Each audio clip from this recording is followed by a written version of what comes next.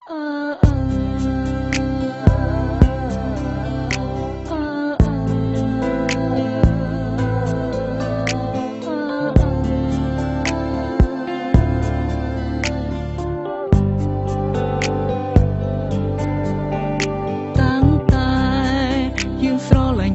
ងតែងតែលាក់បាំងអូនលួចមានស្រីនៅខាងក្រៅរាប់ផ្លន់អាយរូបអូននេះសរសើរបងថាជាមនុស្សប្រុសដែលល្អហាមអូនមុននឹងធ្វើអ្វីត្រូវសួរបងសិនជីវ៉ាមិនឲ្យរូបអូនផ្ដេសផ្ដាសឡើយណាត្រូវចាំថាអ្វីជីវ៉ាគឺជារូបបងរូប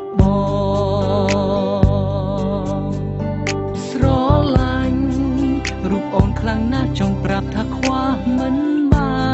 នតែសុំត្រឹមយ៉ាងគឺបងចង់បានសេរីភាពមិនចង់ឲ្យអូនមកដាក់គំនាបលើជីវិតបងអាចលួចមានស្រីបានតែអូនមិនអាចមានទេបងអាចកុហកមានមេតែអូនមិនអាចធ្វើទេក្រុមពេលឬស្មងបងក្របពេលតែត្រង់បងជីវ៉ាស្រឡាញ់រូបអូនប៉ុណ្ណាក៏បងនៅតែមានស្រីតែពាក្យមួយនេះមិនមែនមានន័យថាបងក្បត់ទេត្រឹមកុំដល់អារម្មណ៍ពេលឆ្លោះនឹងនេះមេកុំប្រកាន់នឹងរូបបងបានទេ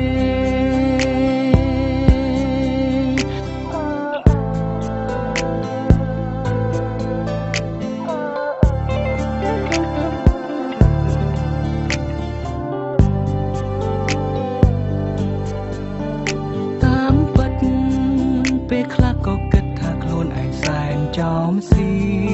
តសង្សារអត់តែមិនកែមានឆ្លៀត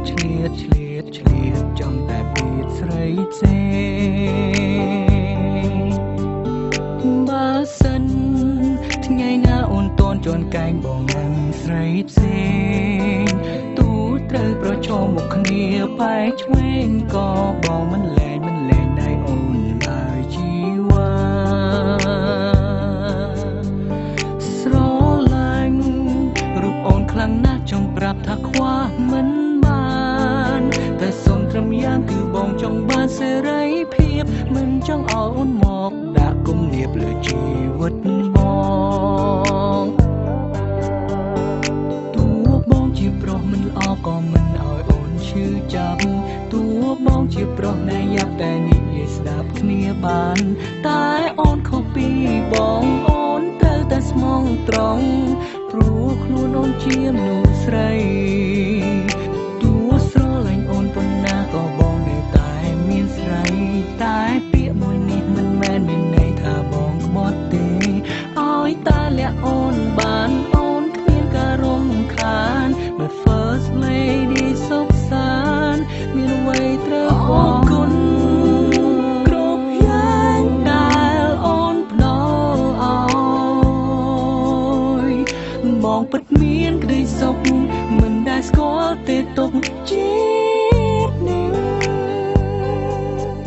ក៏ព្រោះមានអាចលួចមានស្រីបានតែអូនមិនអាចមានទេ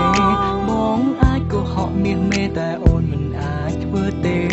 ក្រុមពេលត្រូវស្មងបងក្របពេលទៅត្រង់បងធ្វើឲ្យបានល្អជីវ៉ាស្រឡាញ់រូបអូនប៉ុណ្ណាក៏បងនៅតែមានស្រី